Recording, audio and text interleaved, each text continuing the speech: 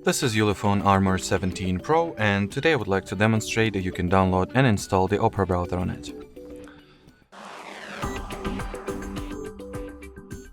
So to begin with, make sure that your phone is connected to a good Wi-Fi network, then launch the Play Store, sign into your Google account if you haven't already, then at the search bar type in Opera.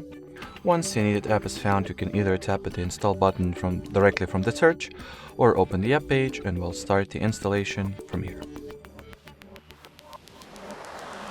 So once the application is ready, you can go ahead and launch it. In here, while opening Opera for the first time, it is required that you undergo a very simple yet necessary setup.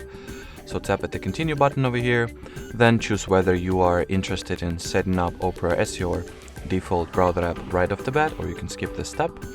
And in here at the final page, you can customize the permissions that the Opera is asking for.